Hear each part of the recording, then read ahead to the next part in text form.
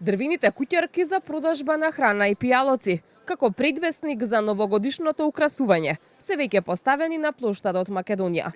За понеделник е најавено и свеченото осветлување на новогодишната елка, која според договорот со фирмата изведувач ќе биде висока најмалку 13 метри. Центарот на градот ќе го покрие и ѕвездено небо, а покрај плоштадот ќе бидат украсени и неколку скопски улици и булевари. Новогодишната прослава ќе ја финансира државна видеолотарија, а граѓаните ќе ги забавуваат Каролина Гочева, Тамара Тодевска и неколкумина фолк пејачи, информира скопскиот градоначалник Орце Ѓоргиевски. И сметам дека Скопје треба да го нахитиме, иако се мали средствата, споредбено со други метрополи, не и споредбено со други општини ширум Македонија. Немаме други издатоци за новогодишната прослава. Од државна видеолотарија ќе биде организирано. Она што го побарав јас како градоначалник на градот Скопје е да бидат исклучително македонски изведувачи.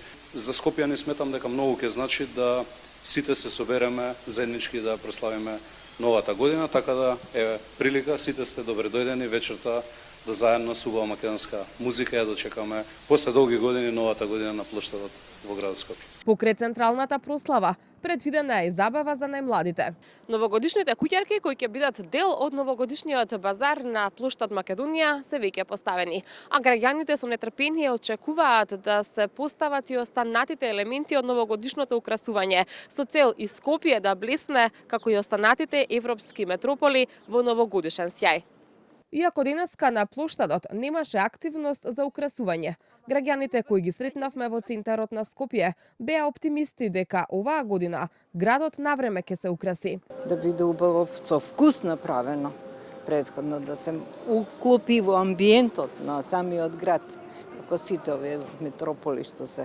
Тоа е прекрасен празник и треба амбиентно да биде поскоро направен. Би можело веќе и да почнат со украсување. Е убаво да има една предновогодишна еуфорија, да биде весело за граѓаните, највеќе и за децата. Градот се уште не е украсен, ама треба бар пред од одакво порано да се украси и сите деца, луѓе, стари и млади идеме да го видиме. Новогодишното украсување на главниот град како единствен понудувач на тендерот го доби фирмата Link Media Plus Doel од Скопје, а вредноста на договорот изнесува 3.260.000 денари.